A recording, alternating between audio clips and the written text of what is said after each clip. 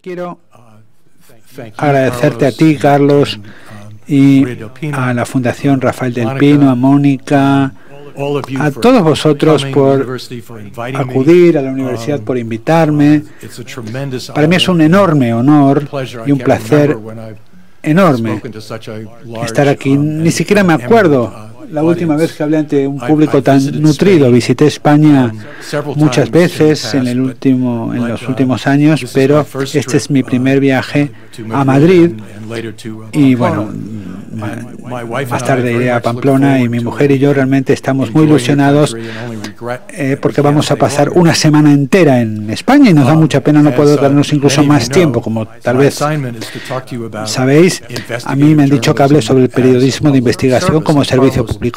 Y Carlos, un poco de alguna forma, ya pues nos dijo por qué el periodismo de investigación es importante como servicio público cuando no lo era hace 10 años. Y esto es a lo que he dedicado los últimos 8 años de mi larga vida profesional, con mucha pasión. Realmente, y supongo que muchos de vosotros también sentís mucha pasión por el periodismo de investigación. Se está produciendo un cambio radical en el sector del periodismo, y el periodismo de investigación juega un papel muy importante. Ya pues, ha quedado atrás el periodo dorado, la época dorada, en la cual el sector era muy estable y muy rentable y la profesión pues era muy gratificante. Hace 10 años aproximadamente nos embarcamos en un viaje totalmente distinto, en el que la única constante en nuestro sector es el cambio, es lo único constante. Pues estamos en el 2016 y el ritmo del cambio se va a acelerar aún más en muchos sentidos. Las tendencias actuales en la economía mundial pues van a conducir al cierre de varias ediciones de periódicos. Incluso algunos periódicos van a echar el cierre completamente, y pues están produciendo el desplazamiento de muchos lectores hacia la web. Y pues con las presiones financieras sobre los periódicos tradicionales, incluso periódicos como el Wall Street Journal, pues también cada vez van avanzando más hacia Internet. Lo que quiero describirles un poquito es el paisaje en el que estamos hoy, identificar los tipos de actores que participan en el sector actualmente y describir dónde creo yo que el periodismo de investigación encaja hoy por hoy en el ecosistema que se está desarrollando en la actualidad. Voy a intentar mostrarles lo útil e incluso lo importante que es el periodismo de investigación para el futuro, especialmente en Estados Unidos y seguramente también en Europa y en otras partes del planeta. También voy a hablarles de fuerzas y tendencias que también se ciernen como amenazas sobre el periodismo tradicional, pero a aquellos que nos importa la libertad de expresión tenemos que también tener todo esto muy en cuenta, y al final pues estaré encantado de contestar cualquier pregunta que ustedes puedan tener. En primer lugar, hablemos del paisaje, de la situación. Voy a intentar esbozarla rápidamente en unas breves palabras, y luego si tienen preguntas podremos ampliar la información.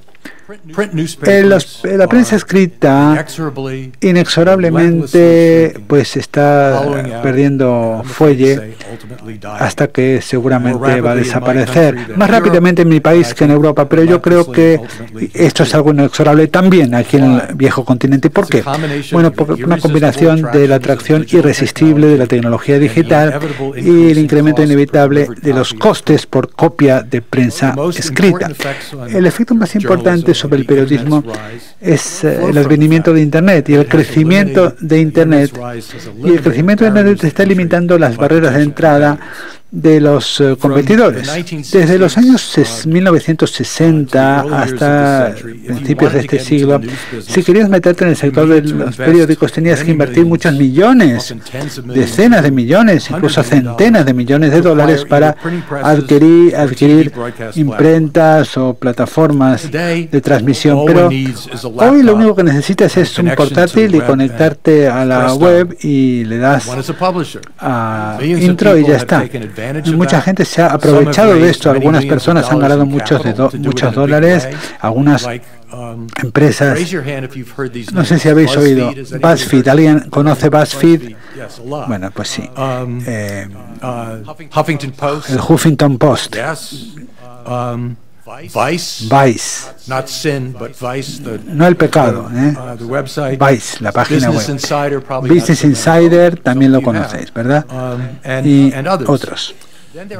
También hay personas como mi mujer. A ver, ella está en la primera fila. Wendy ha ganado premios, es diseñadora de joyería, pero también escribe muy bien. Entonces empezó un blog hace 8 años y pues también pues ya tenía un portátil, consiguió un poco de software y enseguida se convirtió en editora y escribe casi todos los días en su blog. A veces promueve explícitamente sus joyas y a veces más sutilmente lo hace, pero muchas veces pues comenta irreverentemente sobre la cultura popular, la historia, temas de género, de moda, negocios, políticas, famosos, en fin, lo que se le ocurre en ese momento. Con su laptop y con su software, ella y otras personas como ella compite con organizaciones mediáticas de gran tamaño por la atención de los lectores, y también compite por la publicidad. En la jerga del sector, pues creas contenido y produces inventario.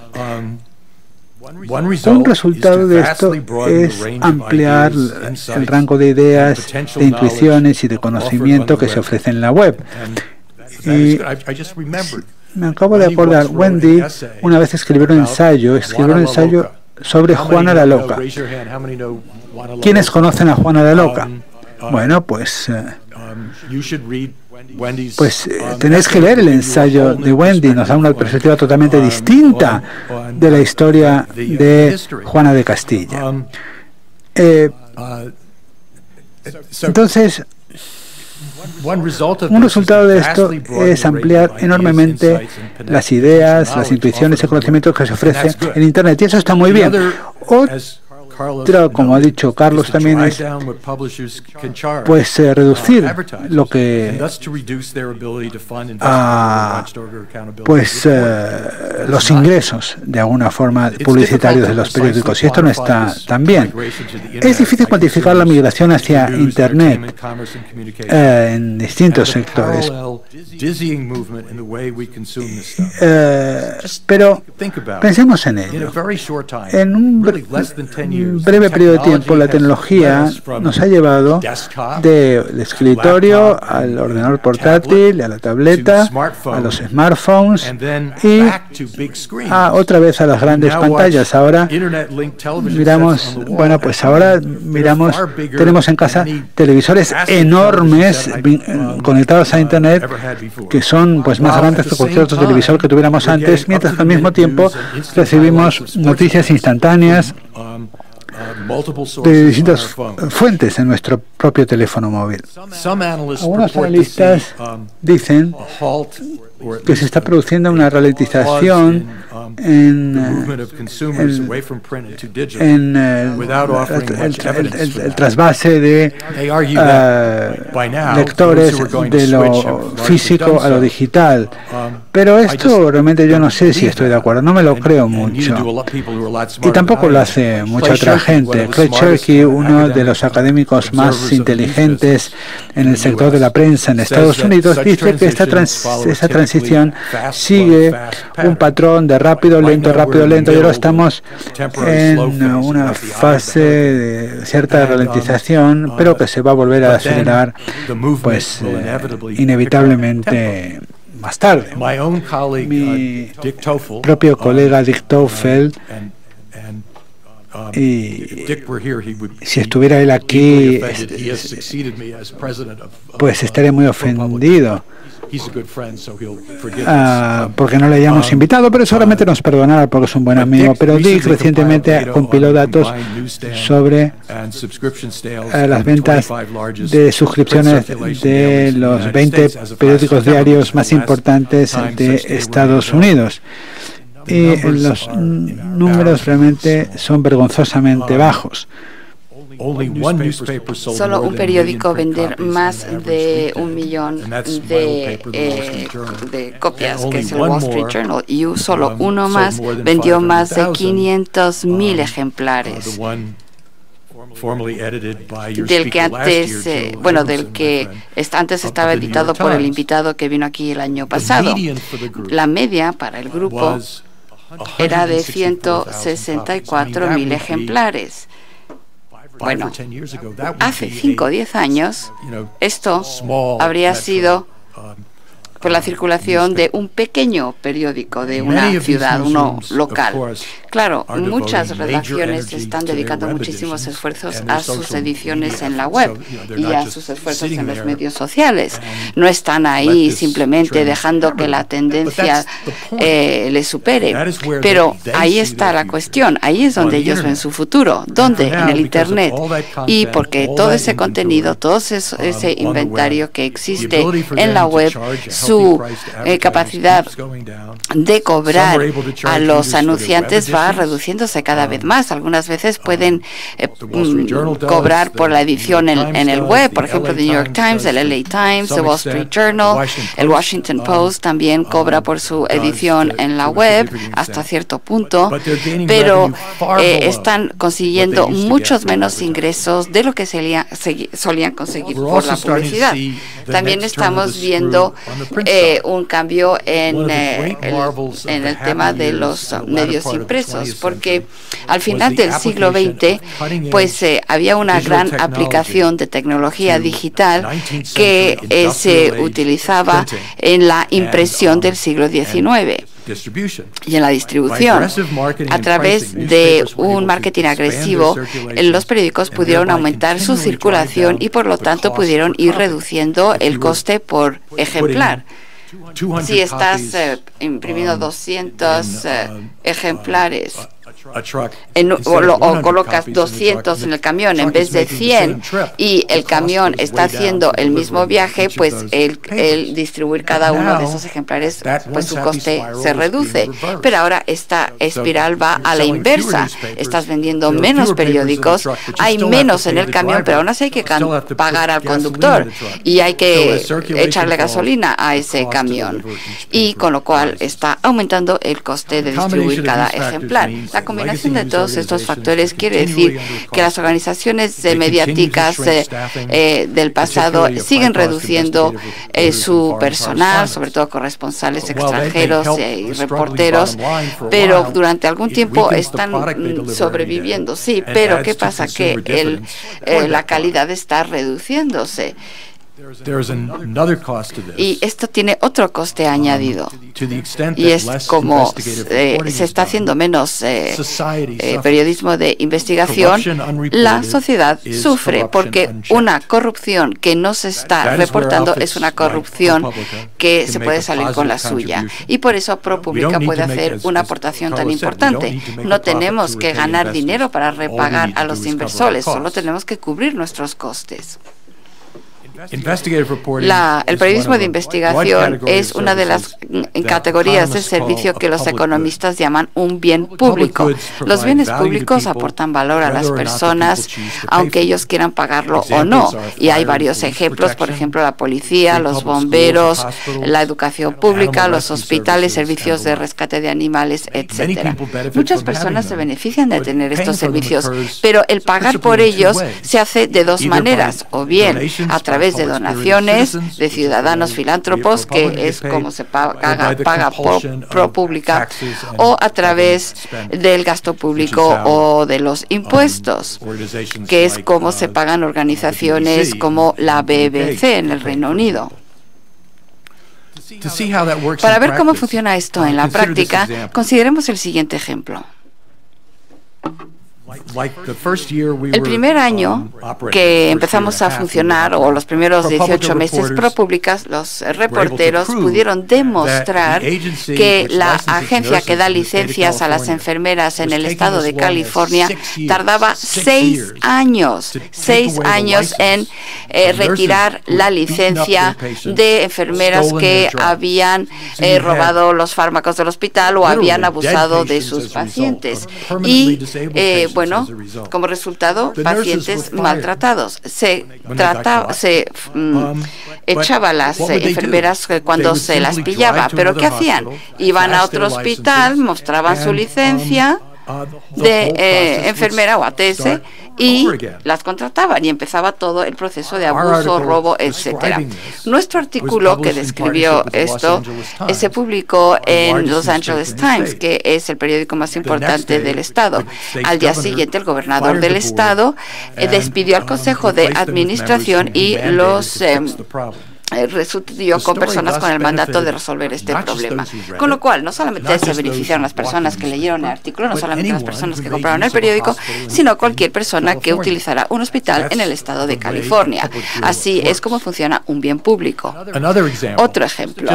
Hace unos meses, un distribuidor de televisiones y otros electrodomésticos en Estados Unidos cerró después de una investigación de ProPublica, donde en colaboración con el Washington Post, que expuso que estaba convenciendo a las familias de militares en las bases de todo el país para que sacaran un crédito para venderles o para pagar unos electrodomésticos carísimos.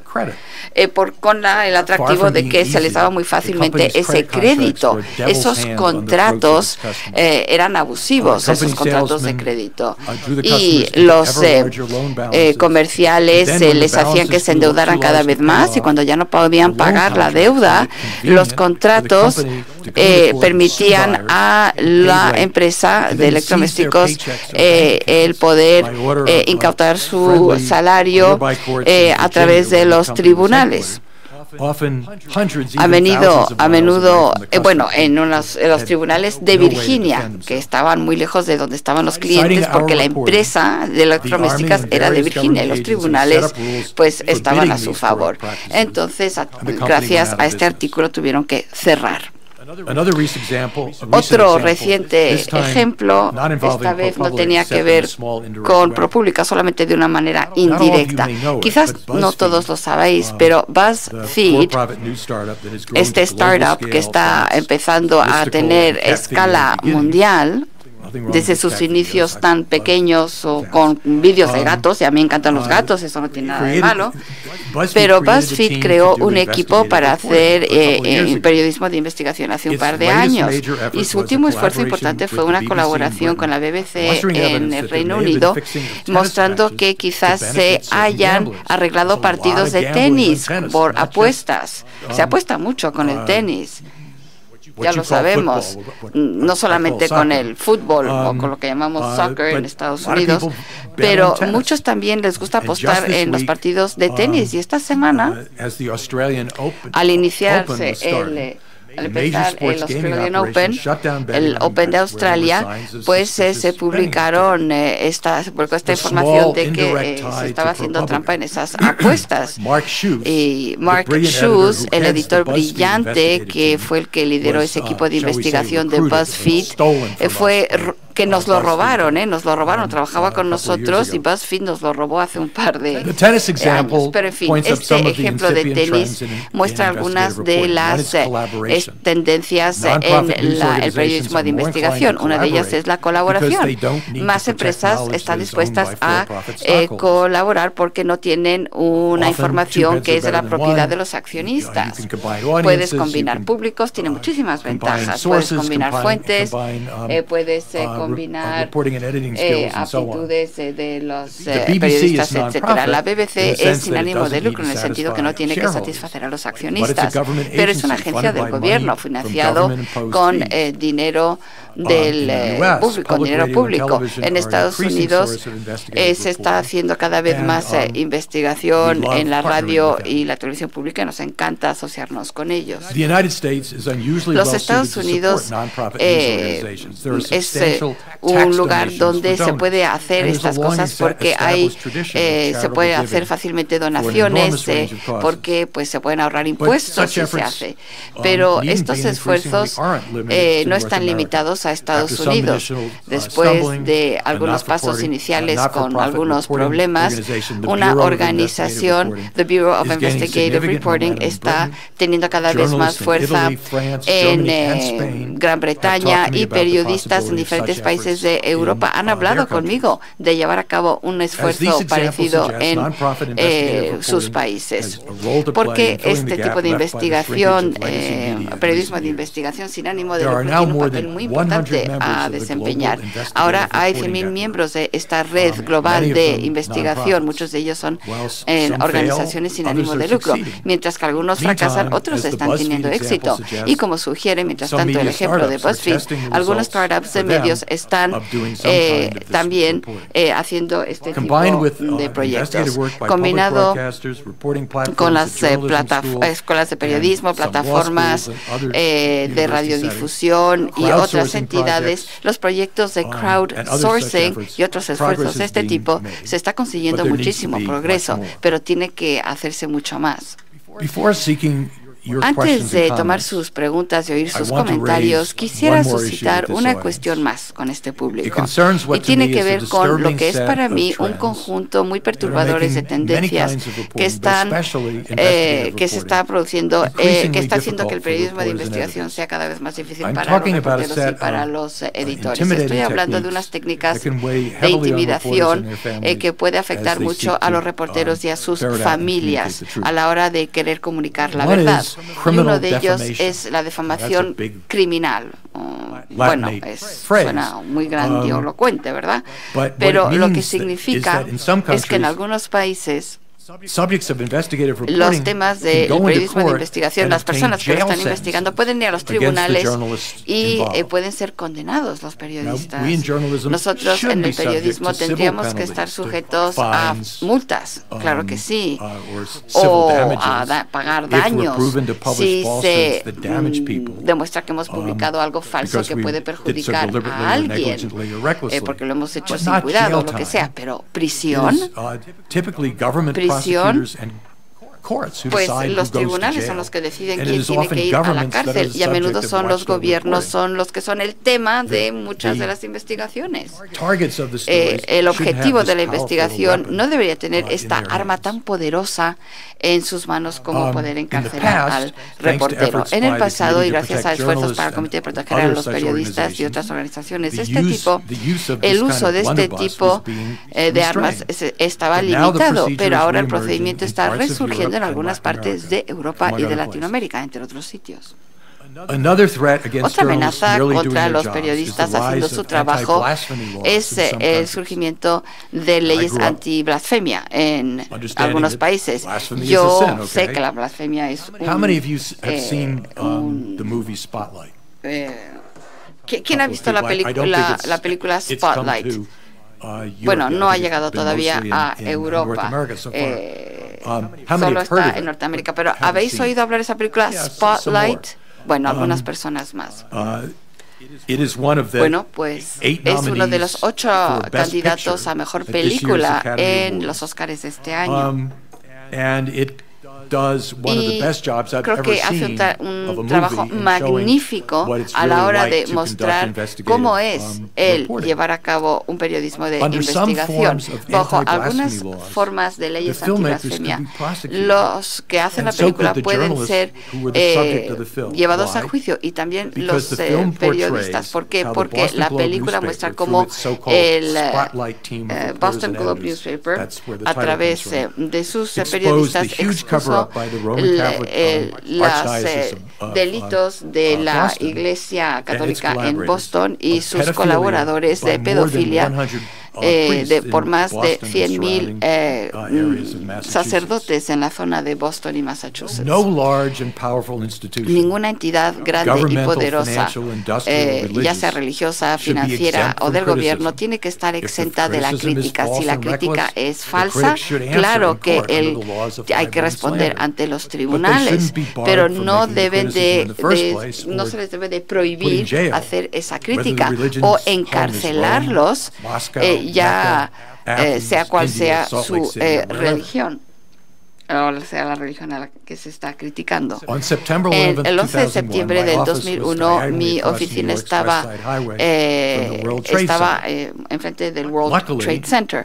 Por suerte, ninguna personas de Wall Street Journal murieron como efecto de ese ataque terrorista, pero todos perdimos amigos. Seguro que muchos de vosotros también perdisteis amigos o amigos de amigos en el Tratado de Madrid y en otros en Europa. Así que todos podemos todos queremos protegernos más del terrorismo, pero eso quiere decir que los investigadores del gobierno pueden tener carta blanca a la hora de estar espiando a los periodistas y oyendo sus conversaciones. No, claro que hay que hacer algo para protegernos, pero hay que trazar una línea muy clara entre lo que se puede y no se puede hacer. Finalmente, el asesinato o ejecución de los periodistas simplemente por hacer su trabajo es un crimen contra la humanidad.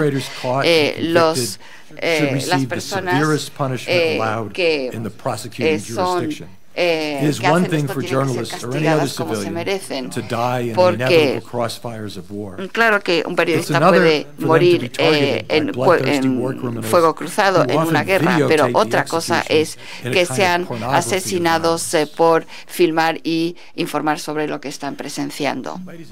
Señoras y señores, muchísimas gracias por su atención. Si hay una idea con la que le quiero dejar hoy es la siguiente. Supuestamente hay dicen los chinos que viváis tiempos interesantes. Bueno, vivimos en tiempos interesantes, me temo. Pero eso yo no lo considero como una maldición. Como periodistas hemos heredado instintos y habilidades que han ayudado a la sociedad durante milenios. Nosotros somos los contadores de historias que llevaban los conocimientos de sus predecesores, de lo que hacía que los héroes fueran grandes, de lo que salvaguardaba las cosechas, las manadas y lo que les ponía en riesgo, de lo que llevaba a la enfermedad y a la muerte. La pasión de contar historias y de escucharlas es algo que es parte de genética de los seres humanos, con lo cual siempre tendremos un papel que desempeñar. Ahora estamos en momentos de dificultades por nuevas herramientas muy poderosas. Aquellos que lo vemos como una oportunidad tendremos éxito. Aquellos que se quedan paralizados por terror no tendrán éxito. Y muchísimas gracias y estoy ahora dispuesto a oír sus comentarios y contestar a sus preguntas.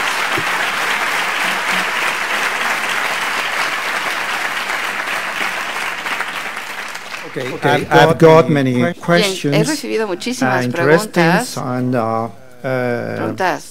muy interesantes, pero quería empezar con una muy interesante. A ver, recientemente el actor Sean Penn intentó entrevistar a El Chapo, un famoso capo y narcotraficante mexicano, y actuó como periodista. Y la persona que nos hace esta pregunta es: ¿qué opinión tiene usted sobre un actor que no es periodista, que quería actuar como periodista en ese caso?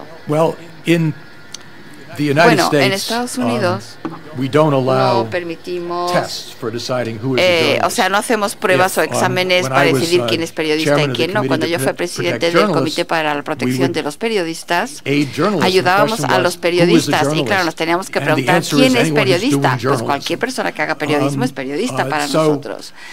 Entonces, estoy totalmente dispuesto. Además es que me encanta Sean Penn como actor. Sus habilidades periodísticas no estoy tan convencido, pero apoyo que quiera actuar como periodista.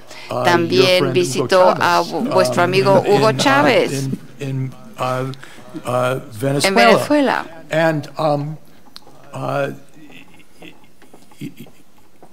Y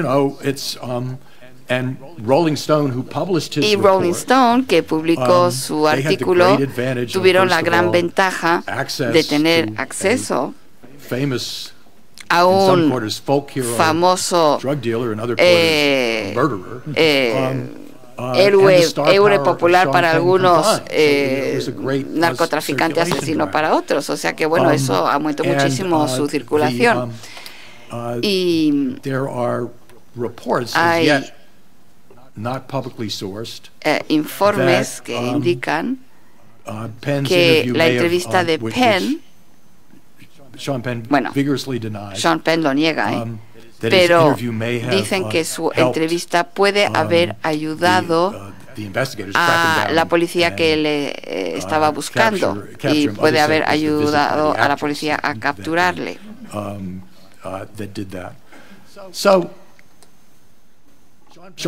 Bueno, Sean Penn puede hacer lo que quiera. No estoy muy seguro de si yo le contrataría, ¿no?, para hacerlo, como lo hizo Rolling Stone, pero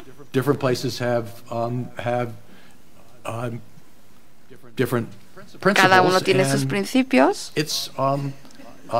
Y está bien, no tengo ninguna objeción. Bien. Esta pregunta me parece que proviene de un periodista, porque la gente, porque quiere saber cuánto le pagan a sus investigadores, cuánto les pagan. Y ahora podéis comparar.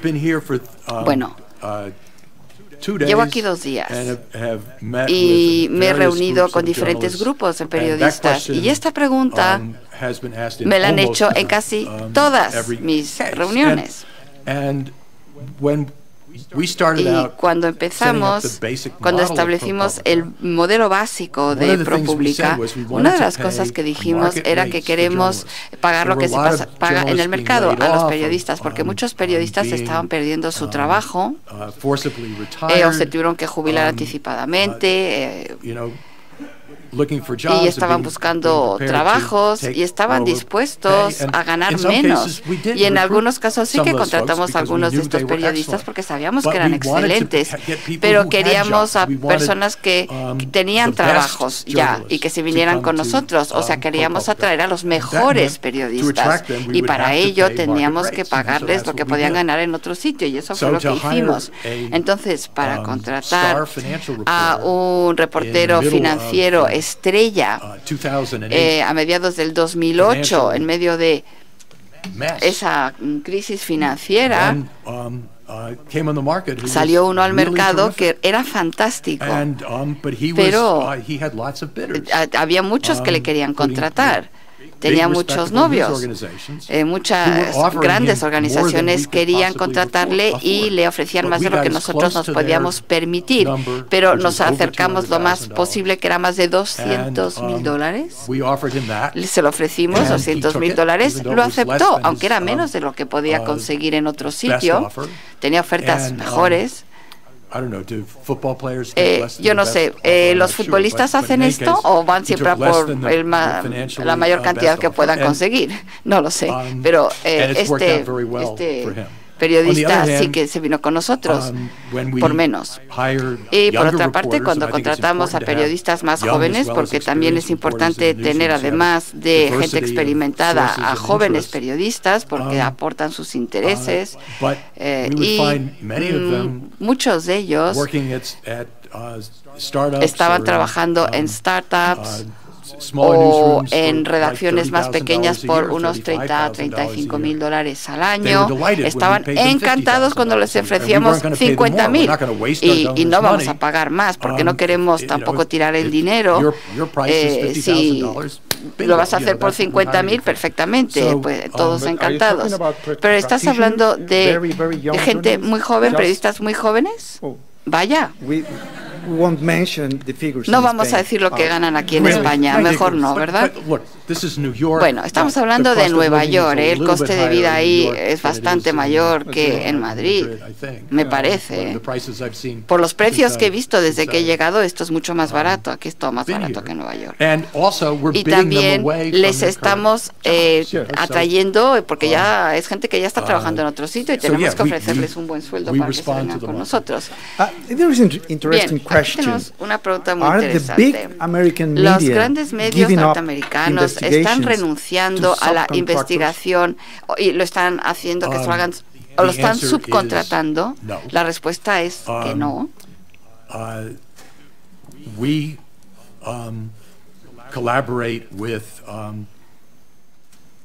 Nosotros colaboramos con las grandes cabeceras, con la excepción de Wall Street Journal.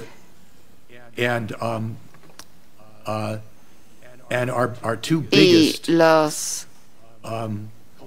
dos colaboradores más importantes son The Washington Post y The New York Journal.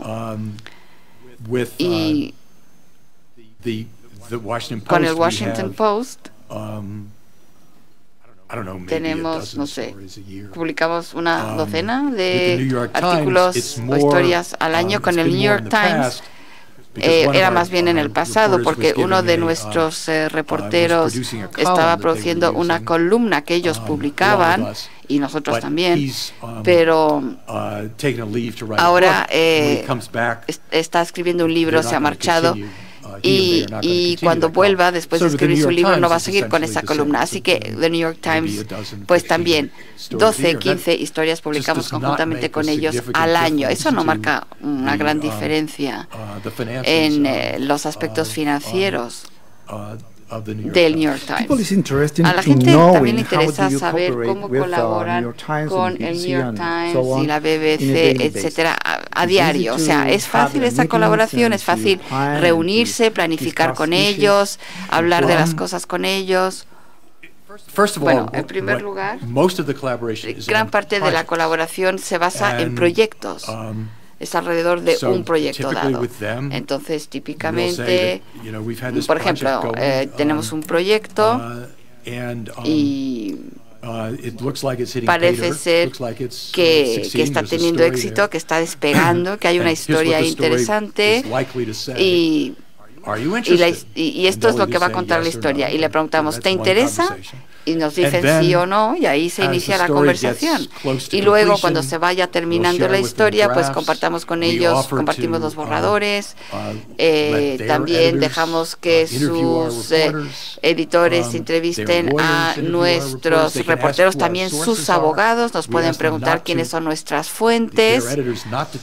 Y luego le decimos que ellos no le digan a sus periodistas quiénes son nuestros fuentes, ¿verdad? Porque eso lo protegemos, porque si no nos van a quitar la siguiente historia si tienen acceso a nuestras fuentes. Pero bueno, esto lo acordamos y es un proceso. Tenemos que decidir cuál es el mejor momento para publicarlo. Ellos a lo mejor sugieren algunos cambios y podemos estar de acuerdo o no. Ellos tienen el derecho a no publicar la historia y nosotros tenemos el derecho de retirarlo para que no lo publiquen si no queremos. Pero al final, yo creo que jamás hemos hecho esto. Jamás hemos evitado que lo publiquen algo, y una vez que hemos llegado ya tan lejos, al final se publica esa historia. Algunos periodistas creen que las grandes investigaciones normalmente provienen en sobres anónimos, que la chica de la recepción recibe with a boring gesture, oh, another investigation, and they con un gesto pass aburrido y to dice, the uff, otra journalist. investigación, y luego se Do you la agree? pasan Do you receive al many periodista de anonymous turno. envelopes? ¿Está de acuerdo? ¿Reciben Most of ustedes the muchos anonymous sobres envelopes anónimos? La mayor parte de sobres have return anónimos addresses in jail cells. que recibimos And, son de and personas they, que son convictos, you know, they start writing across the page and then they write along the que side escriben and they pues, talk about a lo largo de la hoja, a people través, messing with their etcétera. brains and, you know, with microwaves and all of that stuff. Son personas But we always open those perturbadas, pero nosotros abrimos estos sobres sin duda porque a sometimes there's veces pay there in sí there. que hay algo importante, a more veces often, contienen algo importante, the pero stories come con frecuencia estas historias, la verdad, data analysis. son fruto de un análisis de Sometimes datos, we a have to veces sue to get the data. Other times it's given pues it's given to us a from veces incluso talking tenemos to knowledgeable que people. pues eso, hacer análisis de datos, hacer data mining, hablar con gente, es muy importante hablar con gente, entrevistar a las personas y atar cabos, ¿no? Es muy importante atar cabos. Esto lo sabes tú mejor que yo. El proceso, ¿no?, que uno tiene que pues llevar a cabo para poder pues realmente hacerse con una historia que realmente merezca la pena. Y luego hay que definir, los editores, los reporteros tienen que decidir pues si merece la pena dedicarle unas semanas a esta historia, unos meses, unos años, para sacarla a la luz. Esta es una pregunta muy interesante la que te voy a leer. ¿Cuáles son los modelos de negocio realistas y sostenibles para el periodismo de investigación online en países no democráticos, países que no son del mercado libre? Porque ellos necesitan este tipo de periodismo de investigación. Does such a thing exist? Pero existe algo así, existe periodismo de investigación en un país de este tipo. Yo creo que realmente es como decir, no sé, where does a technology exist that would allow me to fulfill my dream of being a successful Major League Baseball me permitiría a mí convertirme en un futbolista de élite, por ejemplo? Vamos a ver. En los países no democráticos, periodismo de investigación por personas de ese país no se permite. Por lo tanto, para hacer periodismo de investigación, pues a menudo hay que infiltrarse en el país y desarrollar fuentes dentro del país a veces. Y esto ha sucedido en Europa del Este. Es posible embarcarse en proyectos de periodismo de investigación sin que se den cuenta las autoridades, pero normalmente los fondos vienen del extranjero para estas actividades. Por lo tanto, yo realmente no se me ocurre ningún modelo que pueda ser sostenible. La persona que pregunta dice algo con ánimo de lucro. No dice si es sostenible. Bueno, si George Soros decide financiarlo, lo puede hacer y será sostenible siempre y cuando él siga financiándolo. Pero bueno, hasta que las autoridades se den cuenta y cierren el medio. Y eso es lo que va a suceder, yo creo, en primer lugar. ¿Quién investiga los abusos en los medios?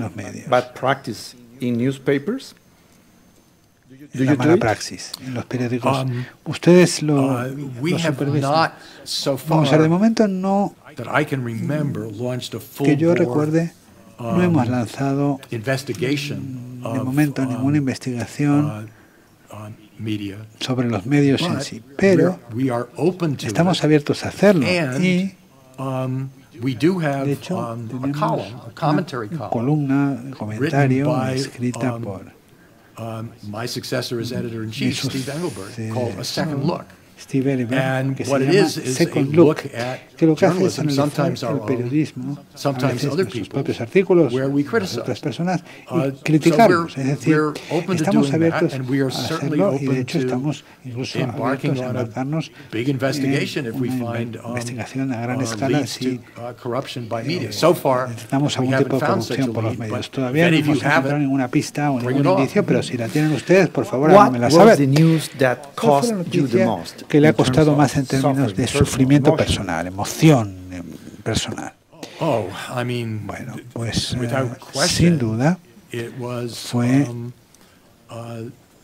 the murder el of asesinato de my colleague, mi a young reporter, un colega joven, Danny Pearl, Danny Pearl, en 2002, by militants por who seized him in militantes Pakistan, que le and, cogieron en was one Pakistán. of the first of these, Fue uno de los primeros we're going to put cutting off your head on a video and use it as a que, it was, pues, que fue decapitado y su agony when we discovered decapitación taken, filmada en un vídeo y we enlisted, publicado. Nosotros en ese momento his kidnappers sus captores wrapped themselves se in, ocultaron Islamic en el credo islámico, words and phrases, so we reached out to y nosotros lo que tuvimos que hacer fue Islamic pues ponernos en contacto con líderes islámicos who would que say, you know, this is a reporter who has never done anything against pues si les Islam. explicamos que este reportero nunca había hecho nada en contra del Islam,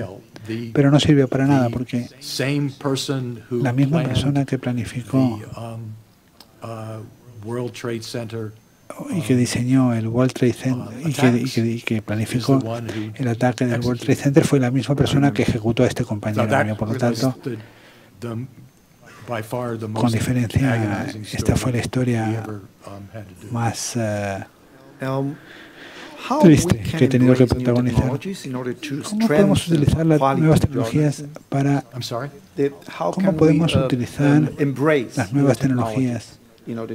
mejorar la calidad del periodismo? Yo creo que es una parte importantísima de nuestro programa en ProPublica. Hay cosas que podemos hacer con el análisis de datos y creando bases de datos que no hubiéramos podido ni siquiera soñar hacer hace 8 años cuando yo estaba en el Wall Street Journal.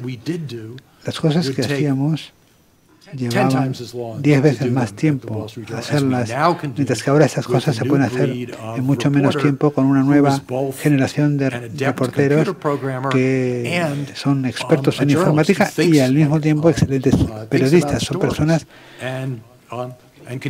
que y además escriben súper bien. Que se ha dado un surgimiento de estos profesionales ahora que realmente es algo nuevo, ¿no? Antiguamente, los estudiantes de informática pues se dedicaban a otras cosas. Y si estudiaban periodismo es porque habían conocido a una periodista mona en algún sitio y querían conquistarla, pero nada más.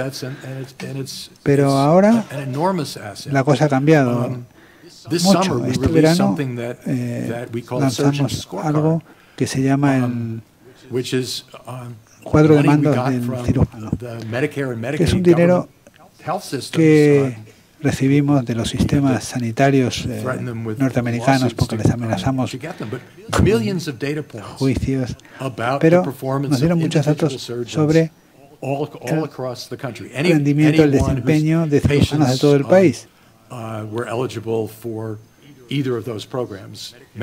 Pues los programas Medicare y Medicaid, y como resultado de este proyecto ahora es posible meter el nombre de tu médico, lo metes en una aplicación y te da pues información en cuanto a cuál es, digamos, el ranking de tu cirujano, de tu médico, en comparación con sus colegas en cuanto a complicaciones, reingresos hospitalarios, si está en la media, por encima de la media, por debajo de la media. Y esta información ahora está disponible y es una información con la que no hubiéramos podido ni siquiera soñar disponer de ella hace unos años. Y podría seguir hablando horas y horas sobre las cosas que ahora nos ayuda a conseguir la informática. Y también utilizar las redes sociales. También el surgimiento de Twitter nos permitió no tener que asociarnos con otras empresas de comunicación para lanzar noticias. Lo seguimos haciendo, pero con Twitter simplemente mandas un tweet y duplicas el público diario. Es muy fácil hacerlo. Antes no se nos daba muy bien Facebook, ahora sí que nos está yendo muy bien con Facebook. Por lo tanto, hay un montón de nuevas herramientas que nos posibilitan el demostrar cosas que antes solamente podíamos sugerir que existían y cosas y llegar a cosas que antes pues no hubiéramos podido llegar. Dice que defiende los derechos civiles en Estados Unidos, pero esta pregunta es ¿cuál es su ideología? ¿Usted es pro-republicano o pro-demócrata? Una pregunta bastante típica. A ver, casi siempre para presidente siempre he votado a los demócratas. Voté 4 veces, 2 veces para gobernador de California y 2 veces para presidente. Voté en contra de Ronald Reagan porque yo creo, pero sin embargo ahora creo que fue el presidente pues, más competente después de Roosevelt. Y también voté por los republicanos en las elecciones locales, especialmente cuando vivía en California. En la ciudad de Nueva York, incluso en el Upper East Side, que es donde yo vivo, en realidad no hay demasiados republicanos votables. Por lo tanto, normalmente voto a demócratas. ¿Piensan lanzar ProPublica en Europa, en algún país como España? Y por otro lado, ¿ha tenido alguna oferta de algún país para lanzar ProPublica en ese país? Bueno, pues hemos tenido conversaciones, no tanto en cuanto a lanzar ProPublica en Europa, o hacer un ProPublica Rusia, ese es un chiste, ¿verdad? Un chiste. Pero sí que hemos hablado de formas de colaborar. Cuando trabajaba en el LA Times y en el Wall Street Journal, había historias que también implicaban empresas aeroespaciales, que implicaban, por ejemplo, empresas aeroespaciales estadounidenses sobornando a empresas japonesas. Y entonces hemos hablado con estas empresas japonesas y les hemos dicho, si esto vuelve a suceder, por favor, pues decírnoslo, porque estaríamos encantados de investigarlo. Todavía no ha sucedido, pero estaríamos encantados de hacerlo. Nosotros, en cuanto a una posible expansión, hemos intentado ver qué podíamos hacer para reducir pues pues también tratar el tema de los corresponsales extranjeros, que está cada vez cayendo más el número de corresponsales extranjeros que envían los medios estadounidenses al extranjero. Pero una cosa que sí que hemos querido hacer es profundizar nuestra propia estructura, que es algo que ha demostrado ser una decisión acertada. Pero en cuanto a los corresponsales extranjeros, lo que hemos hecho también es tomar uno o dos estados en Estados Unidos y ver si también podíamos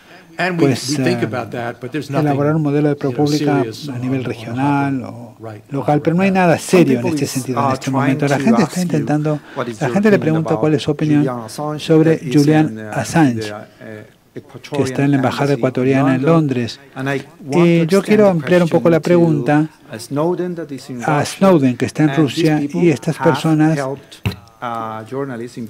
que han ayudado de alguna forma al periodismo de investigación. ¿Qué opina usted de esto?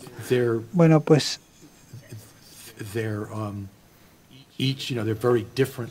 son personalidades muy distintas, Assange y Snowden. Por lo tanto, tengo una actitud diferente en cuanto a uno y a otro, en cuanto a su personalidad. Yo he conocido a Julian, pero nunca he conocido a Snowden. Pero creo que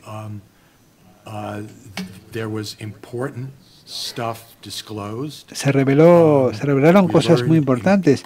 Nos enteramos de cosas muy importantes sobre la sociedad norteamericana, la sociedad global, gracias a ambas personas y a las cosas que revelaron ambas personas, Assange y Snowden. Los periódicos que colaboró, Assange, los periódicos y revistas con los que colaboró, el New York Times, el Spiegel, el Guardian, organizaciones de gran envergadura que se emplearon a fondo para intentar proteger los casos en los que quizás la vida de algunas personas estaba en peligro.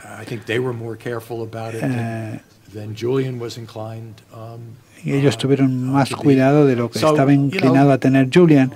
Pero hay algunos aspectos negativos, pero en general yo creo que el tema es positivo. Creo que es muy importante, muy importante que haya un debate en cuanto a cuál es el nivel apropiado de vigilancia que debe ejercerse sobre los ciudadanos norteamericanos, ciudadanos extranjeros, la canciller alemana. Este es un tema que no se había debatido en Estados Unidos, y algunas de las cuestiones, bueno, fue menos con lo de Assange, pero algunas de las revelaciones, pues Assange también fueron en este sentido, o sea que era en el interés público pues que estas cosas se publicasen. Es un privilegio tener donantes que te den millones de dólares o cientos de miles de dólares, pero ¿se ha usted visto influido de alguna forma por los donantes? ¿Han intentado presionar, han intentado ellos influir sobre ustedes, los donantes, me refiero? Me podías someter al polígrafo y de verdad que nunca nos hemos visto influidos por los donantes. Lo digo sinceramente, tenemos una norma que empezó, de hecho, desde el principio, desde incluso antes de abrir la empresa. Me reuní con los donantes y les dije, para que esto funcione como queremos que funcione, es decir, una forma no partidista, no sectaria, pues la decisión tiene que estar siempre en mis manos. Y los donantes me dijeron, por supuesto, estamos totalmente de acuerdo con ello. Una de las primeras resoluciones del Consejo fue que los miembros del Consejo y los donantes podían sugerir historias take the I would take a story idea from the devil herself. Y nosotros tomaríamos una historia de cualquier persona, incluso del diablo, si resulta ser interesante. Pero también les dijimos que los donantes y los consejeros solamente podían ofrecer historias, ideas a los editores y no a los reporteros, porque los reporteros podían sentirse intimidados. Uno de los consejeros más importantes ofreció un montón de historias y solamente hicimos el seguimiento de una sola porque era muy buena, pero las demás ideas eran o muy malas o no teníamos suficiente gente para atenderlas. Pero solamente una de esas historias sugeridas por él la llevamos a cabo. Tuvimos otros donantes que realmente se enfadaron muchísimo con algunas de las historias que publicamos. Un donante muy importante de California, que era un demócrata apasionado, pues realizamos una historia que exponía al Partido Demócrata en canal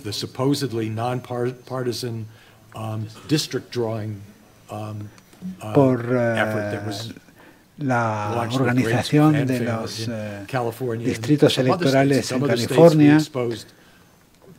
Y también en California pues conseguimos unos documentos que mostraban que los demócratas habían amañado toda la distribución de los distritos electorales y este donante estaba pues fuera de sí y no nos mandó más el cheque.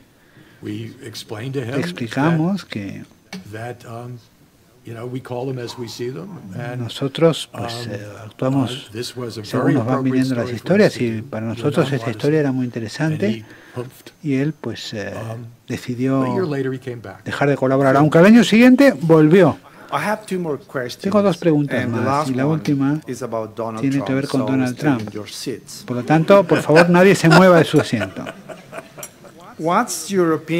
¿Qué opinión tiene usted sobre Jeff Bezos, que es el fundador y propietario de Amazon, que compró el Washington Post? No la empresa, no su empresa, él personalmente lo compró.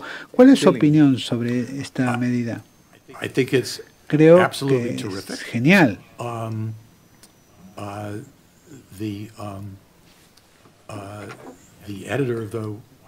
El editor del Washington Post es una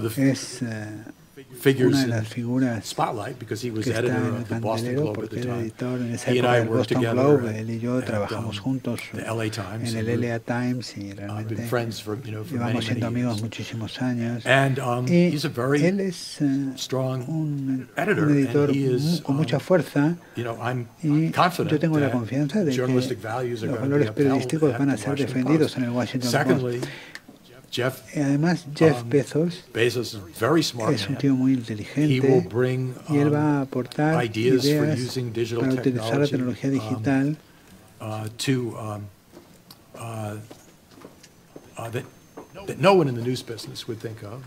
cosas que nadie quizás en el sector periodístico ni siquiera puede imaginar. That no one in the news business would think of. Yo estoy seguro de que él no tomó esta decisión simplemente como un acto, no lo hizo como beneficencia. Yo creo que se trata de una persona cuyas empresas pueden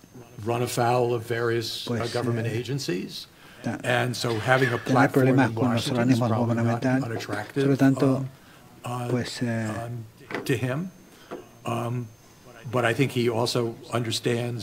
bueno, y además él entiende, yo creo que si hace algo que cruza una línea roja desde el punto de vista ético, su propio periódico puede reaccionar en contra suyo. Por lo tanto, creo que yo he conocido a Jeff. Vino a Wall Street Journal cuando yo era editor y luego también estuve con él en fiestas sociales y tal, y creo que es un tío muy inteligente y Realmente me parece muy bien que se incorporara al mundo del periodismo. Paul, entonces, ¿vamos a ver a Donald Trump como presidente de la superpotencia de Estados Unidos? Donald Trump, yo no lo quiero ver con su mano en el botón nuclear. Si me hubieras preguntado esto hace un par de meses, te hubiera dicho que no tienen ni la más remota posibilidad. Y ahora mismo tampoco creo que sea algo muy factible. Pero tampoco digo que es totalmente remota la idea hoy por hoy. A Donald lo conozco bastante bien, por cierto. Y él antes venía al Wall Street Journal para comer con los editores y con los reporteros y se quejaba de las noticias que publicábamos amargamente. Y es tal cual como sale en la televisión. Dice exactamente lo que piensa, lo primero que se le cruza por la cabeza. Pero luego, pues, lo bueno que tiene es que no cambia de idea. Es un showman realmente. Eso sí. Hay muchas cosas. Es muy difícil ser presidente de Estados Unidos. No es fácil.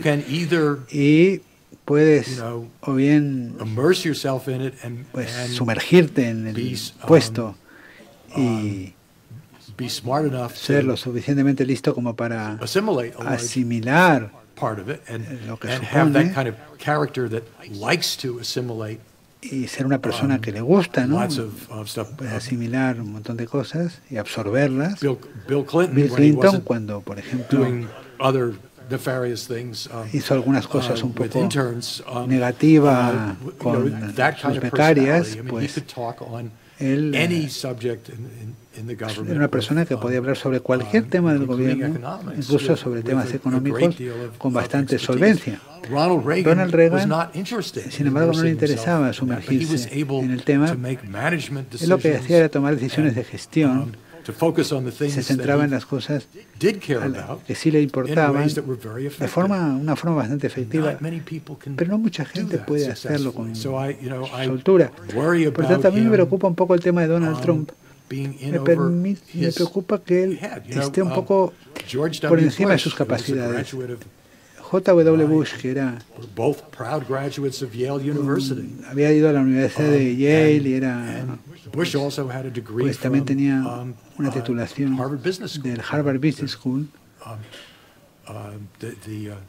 en Estados Unidos, sin contar las escuelas de negocios aquí, pero en Estados Unidos pues la Harvard Business School está considerada una de las mejores. Se le daban muy bien las campañas electorales y ganó 2 elecciones por un estrecho margen y era un gestor nefasto y esto pues, tuvo sus consecuencias. Entonces, yo creo, para resumir, que si Donald Trump termina como candidato republicano, que es, yo creo, no creo que sea probable, pero es una posibilidad. En Las Vegas los corredores de apuestas de todas formas son bastante favorables a ello, pero si termina como candidato, la gente va a tener que formularse esas preguntas y será una elección realmente muy interesante. Muchas gracias, Paul, muchas gracias a la Universidad de Navarra, gracias a la Fundación Rafael del Pino y gracias a todos ustedes por asistir a esta conversación. Gracias a todos. Adiós.